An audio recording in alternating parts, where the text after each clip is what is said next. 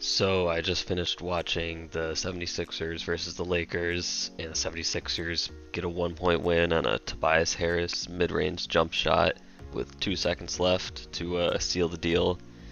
And I don't really want to focus on the Lakers in this commentary. I'd rather talk about the Sixers because I think like we already know what the Lakers are. We already know what they can do, but I think the Sixers are an interesting team because roster-wise, I think they're almost there.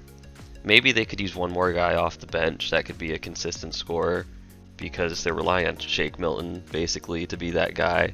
And I like Shake Milton. I think he's good, but he's just an unproven commodity right now. So maybe he will be somebody that proves me wrong come playoff time, and I hope so because I think this is a fun Sixers team. But he's unproven. But from top to bottom, this roster has length at pretty much every single position. And if you guys remember last year, we were coming into the 2019-2020 season saying that the Bucks and the Sixers were head and shoulders above everybody else in the Eastern Conference. And we said the Sixers, obviously that was not true because the Sixers fell off a cliff and Al Horford kind of ruined that team.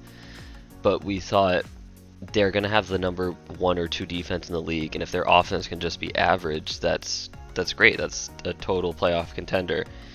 And their defense wasn't as great as it could have been. Their offense was horrible. Blah blah blah. They fixed the spacing problems this year with a couple, just getting a couple shooters basically. Danny Green, I know he gets clowned on all the time on NBA Twitter, but he's still an awesome defender. He can still hit shots. He's a 3-time champion, like he says. So the dude's not just a pushover. I thought that was a good trade.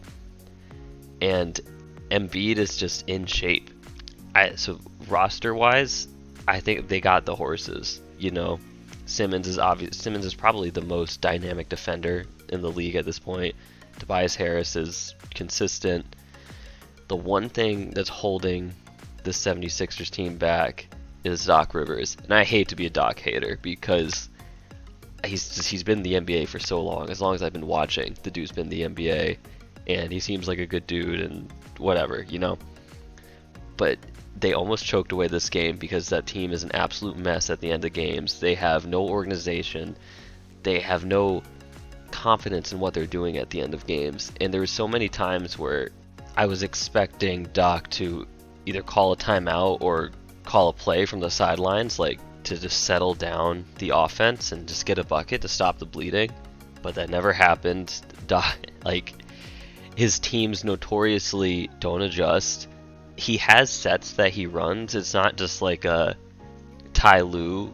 Well, I shouldn't even say Ty Lue runs like a do whatever offense. It's not like a Scott Brooks do whatever you want, just high pick and roll offense. Like, he does have sets, but the way to beat a Doc Rivers team is to switch because he sticks with these sets too much. If a team plays like a switching style defense, it forces you to isolate, and then that's out of Doc's game plan. Now, Embiid's a great isolation scorer. Tobias Harris is okay, I guess.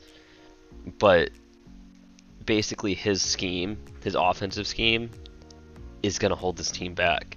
And I hope there's an assistant coach that Doc respects enough that can say something and help out with this problem, because they'll win a lot of regular season games, and obviously they just beat the best team in the league in the regular season, and I think they'll get a good seed in the playoffs. But this team isn't winning a championship if they can't adjust on the fly to a switching defense, and if they just can't like run a play in the last 3 minutes of a basketball game. My God.